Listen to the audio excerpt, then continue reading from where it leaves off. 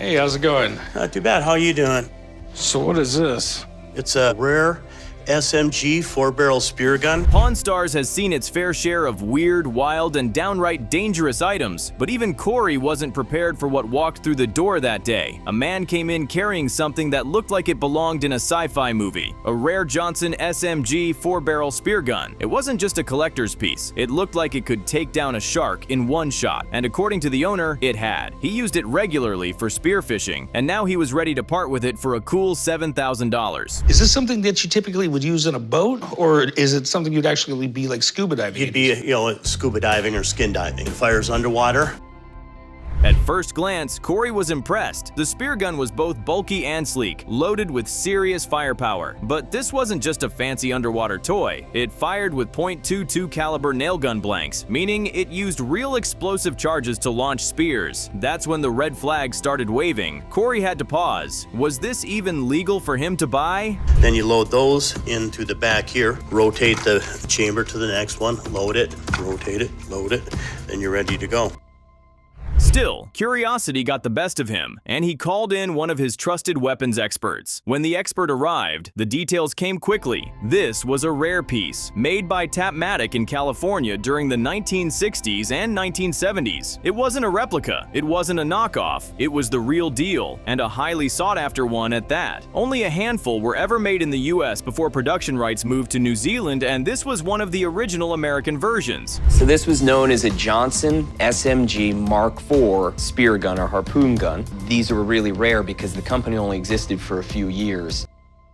Yes, it was powerful, but perhaps it was too powerful. Because of how it operated, the expert confirmed what Corey feared. Under federal law, this thing was very likely considered a firearm. That changed everything. The shop couldn't buy it, but the expert could technically buy it because of his federal firearms license. But reselling it would be a nightmare. It meant tighter regulations, fewer potential buyers, and a huge legal headache. So essentially, they were using the equivalent of a firearm charge.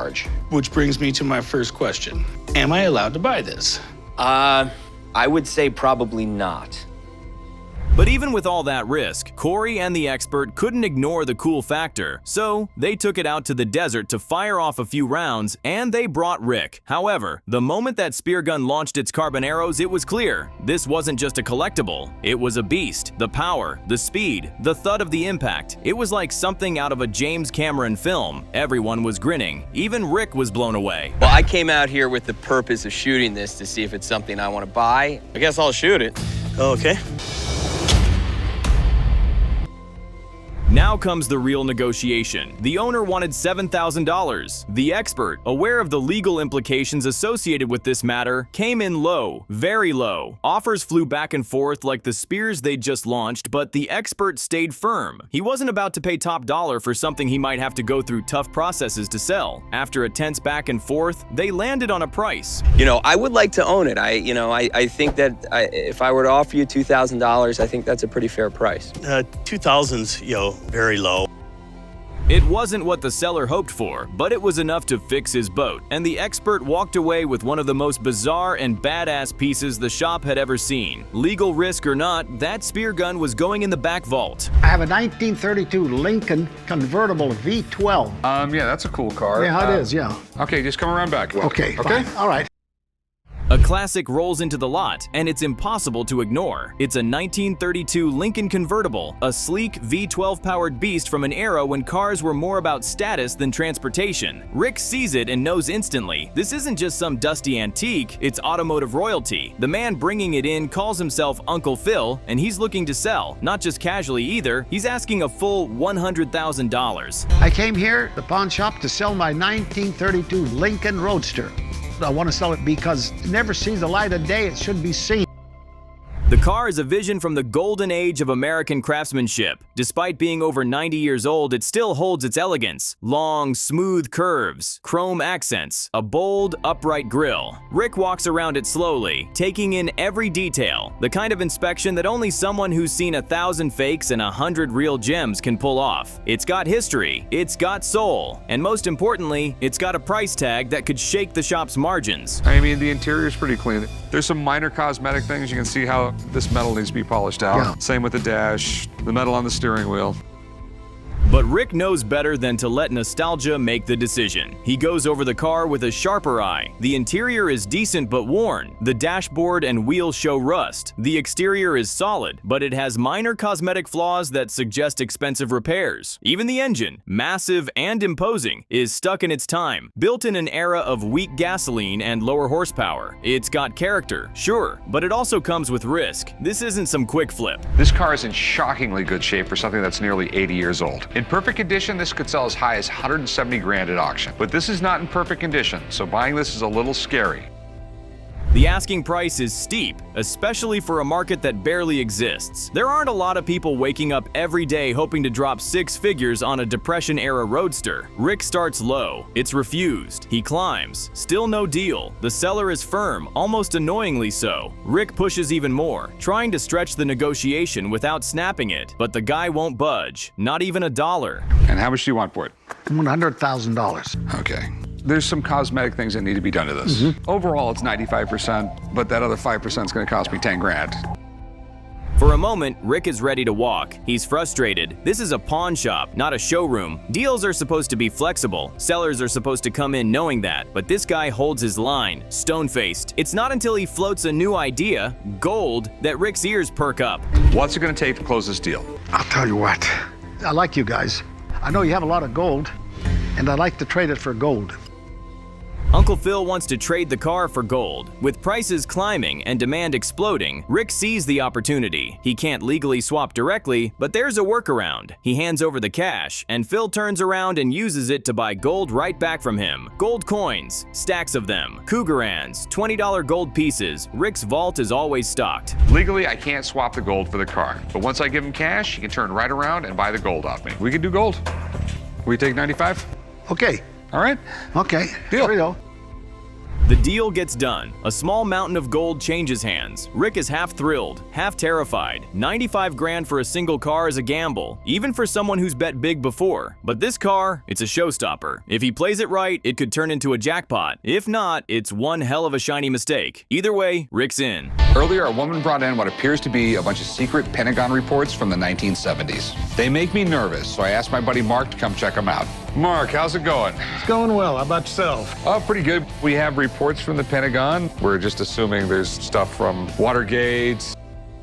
A woman walks into the shop carrying what looks like classified government material, actual Pentagon reports from the 1970s. The pages are old, weathered, and bound in the kind of folders you'd expect to find buried deep in a government archive. Right away, the air gets heavy. Rick's gut clenches. These aren't your everyday antiques. These look like state secrets. Watergate, JFK Vietnam, UFOs. The titles alone are enough to make anyone sweat. If these documents are real and still classified, just owning them could be a legal nightmare. Rick knows he needs backup. I specialize in historical artifacts, militaria, aviation. After 35 years of running museums, there isn't a lot that I haven't seen. What concerns do you have about them? Are they rare and are they legal to own? Okay, do you mind if I take a look at them? Please do. So he brings in Mark, a trusted expert who has seen just about everything after decades of working in museums and handling military archives. Mark flips through the papers with practiced hands. No hesitation, no fear. He's done this before. What he finds is not what Rick expects. And that's George McGovern and Richard Nixon. How were they reporting that in, say, North Vietnam? That was important for planning, and it took thousands of people to translate this stuff. These aren't secret reports. They're daily transcripts from the Federal Broadcast Information Service. Basically, it's foreign media translated for Pentagon officials. They had teams of people listening to radio and television broadcasts from other countries, especially during the tense days of the Cold War and the Vietnam War, and then writing down every word. If North Vietnam aired something about Nixon or McGovern during the 1972 election, it got recorded. These transcripts weren't about battlefield strategies. They were about how America was being portrayed overseas. Psychological Operations Division. This was the group that would try to get stories planted to help change opinion to be more positive towards the United States. And what's neat here is the person that was getting this was Doxa, the Deputy Director of Operations for Counterinsurgency and Special Affairs. But there's one detail that does make Rick raise an eyebrow. The reports are addressed to PSYOPs, the Psychological Operations Division. These are the people who try to spin stories, influence opinions, and bend narratives in favor of the US. They deal in perception, not bullets. And the recipient? The Deputy Director for Counterinsurgency and Special Affairs. That's not some mid-level bureaucrat. That's someone involved in covert planning, shaping minds as much as policies. The psychological side of war. The battlefield behind the scenes. War was fought as much on the television screens and on the radios and through PR and the media as it was on the battlefield. This is kind of neat because it's the original one and it was to PSYOPs. They're not common in the hard copy. Still, Mark makes it clear, this isn't some top-secret bombshell. These exact documents exist in libraries. They've been scanned, stored, and read by countless people. The hard copies might look official, but they aren't rare, they're not valuable, and most importantly, they're completely legal to own. No need to worry about the FBI showing up. But also, no need to call a banker either. Rick's relief is short-lived. He's glad he won't end up in handcuffs for just handling the papers, but now he has to break the bad news. They're not worth anything. Not a dollar. They would intercept all of that and translate this stuff, but they're not the sort of thing that a lot of people would collect, that they would hold on to. It's been copied, it's in public collections, it's not rare. You can go to the library and look up and read everything on every one of the pages. The woman's hope dissolves fast. She knew it was a gamble, but still, she imagined headlines or at least a decent offer. Instead, she walks away empty-handed, carrying a pile of forgotten history that once whispered secrets to men in suits. Well, my dear Aunt Mary, she passed away and she turned them over to me. She left them to me in her will. It begins with a box of old coins and a story that spans generations. A man walks into the shop holding a collection of silver dollars that have been passed down from his grandfather, handed over through his late Aunt Mary. Right away, the weight of family history is clear, but what grabs Rick's attention even more is what's inside that box. These aren't just any coins, they're Morgan silver dollars, the most collectible US coin ever made. And they're not in pristine condition either. They're in something even rarer. There's tons of different mint marks, there's a lot of variations and everything. And generally, with coin collecting, everyone wants the highest grade coin possible. I mean, the higher the grade, the more it's worth. These coins are what collectors call lowballs coins that have been naturally worn down to the barest details over time. They're not scratched or damaged, just heavily circulated and yet still readable. In most cases, value goes up with condition, but these flip the script. In this strange niche of coin collecting, the lower the grade, the higher the demand. And these aren't just low grade, they're as low as it gets, every single one of them. They're called low balls. It's like graded a 1, 2, 3, or 4. Everyone wants the ones, and these are all ones, which is amazing. Rick knows exactly what he's looking at. It's a complete batch of lowball Morgans with key dates and cleanware. This isn't just rare, it's gold in disguise. His brain is doing the math as fast as the seller throws out a price for the 12 coins. On the surface, it sounds like a decent offer. To the untrained eye, maybe even generous. But Rick's not just any buyer. These are all amazing. I mean, how much did you want for them? $200 for each one. That's $2,400 for the whole batch. He hesitates, not because he doesn't want them, but because something doesn't sit right. He knows these coins are worth far more. 2 of them alone could fetch close to $1,000 each in the right market, and the rest aren't far behind. The guy across the counter is clearly unaware of what he's holding, and Rick, despite being in the business of deals, isn't built to take advantage of that kind of ignorance. Not today. Instead of jumping at the offer, Rick does something most pawn shop owners would never do. He offers more. He lays it out straight. These coins are special, and the guy deserves a fair deal. I'd give you $4,000 for the lot. That is more of a fair price. It really is. Really? Your conscience go up even higher to $5,000 for the whole lot? No. The seller is stunned. He wasn't expecting that kind of honesty. He tries pushing it up one more time, asking if Rick can stretch it, but Rick won't budge. He knows $4,000 is fair and generous, and he stands firm. The deal is sealed. If you go right over there, all right, they'll get you paid. I knew there was something I liked about you. As they shake on it, there's a quiet respect in the air. Rick didn't just buy a set of valuable coins, he bought trust, proved integrity, and walked away knowing that sometimes doing the right thing feels better than scoring a deal. I have a rifle that I was looking to sell today. Okay, can I pick it up? Yes, please, go ahead. Not every day at the gold and silver pawn shop starts with confusion, but this one does. A woman walks in with what she thinks is a rifle. Rick takes one look and corrects her, "It's not a rifle at all, it's a musket." But even that label feels too simple for what he's holding. Because of this thing, it's weird, like really weird. It's got strange mechanics underneath the barrel, and not a single piece of it looks familiar, even to someone like Rick who's seen it all. Some weird mechanism on the bottom for... I mean, it's probably between 1820 and like 1865 because I think it takes a percussion cap and I think it loads from the bottom somehow or the other, but I'm kind of lost on this one. Normally, Rick can at least narrow down a weapon by country or century, but this one, it throws him off completely. It looks European, maybe from the mid-1800s, and it definitely uses a percussion cap. Beyond that, he's stumped. No manufacturer mark, no history, just strange engravings and an unusual shape. The seller says it came from her grandfather's firearm collection, one that has been collecting dust since the early 1990s. We have a proof mark from some European country, but I don't see a manufacturer on it anywhere. So where did you get this thing? My grandfather has collected firearms for many, many years, and he passed in the early 90s, and we've been downsizing his collections.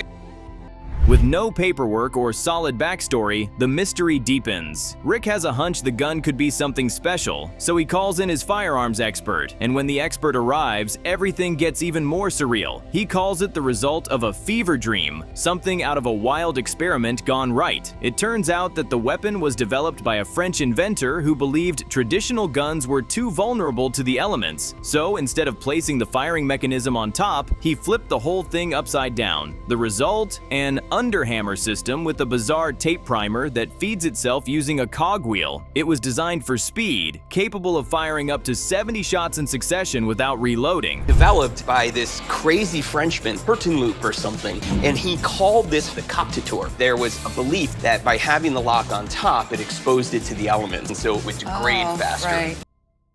But here's the kicker. This wasn't just some fringe invention. It was submitted to the British Board of Ordnance in 1837 for military trials. They didn't adopt it, but they did test it and only made a handful. That means the one in Rick's hands is a genuine British trials musket, a piece of experimental military history. And because it was never mass-produced or used in combat, it's still in pristine condition. This guy's patent was submitted. They tested it, and this was never chosen by the British, but they only made a handful of them. So it's incredibly rare. That's why it's like in perfect condition, because nobody ever used this gun. They only would have tested it.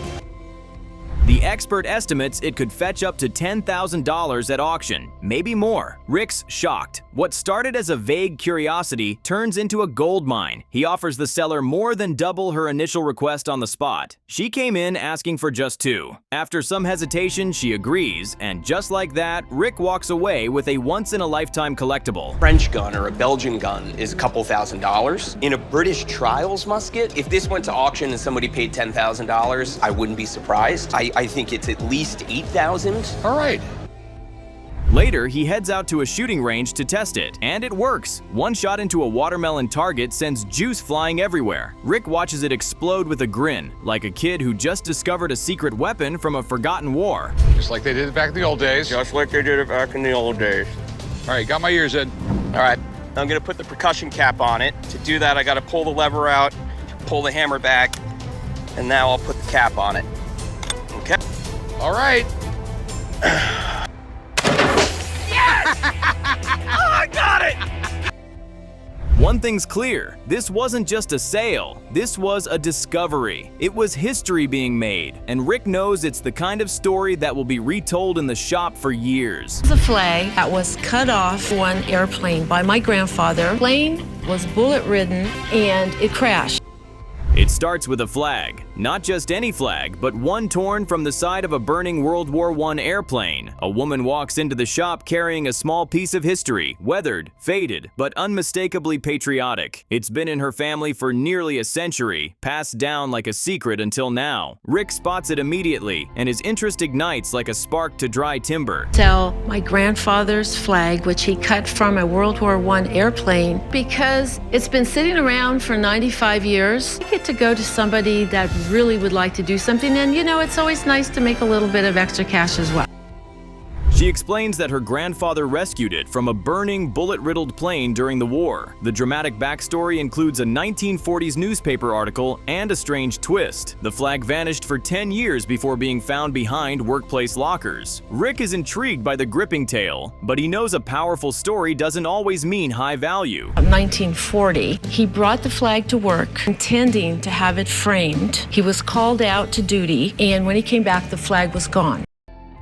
Then she pulls out something even more impressive, a set of dog tags. One side bears her father's name, the other, Quentin Roosevelt, Teddy Roosevelt's youngest son. A chill runs through the shop. This isn't just war memorabilia, it's tied to real American royalty. Quentin was one of the most respected pilots of World War I, and after he was shot down, even the Germans gave him a hero's burial. If this flag came from a plane in his squadron, it's not just rare, it's priceless. I have these dog tags. Dog tags actually says Lieutenant Quentin Roosevelt on the back, George Pine, my father's name on the front.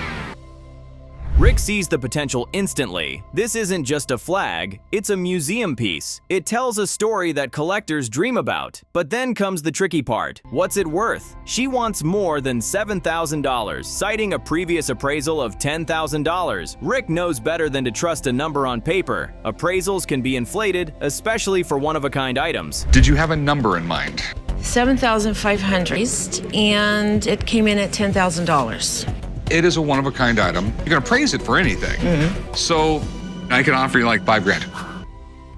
He plays it cautiously and offers less. She pushes back, making some adjustments. Rick weighs it: supply, demand, authenticity, rarity. In the end, he meets her at a fair price. It's not cheap, but it's a fair price. He's not just buying a flag, he's buying a story that'll pull collectors through his door like bees to honey. To replace this, how could anybody... Well, you can't exactly replace it, but there's others from World War I. So $6,000 is more than fair.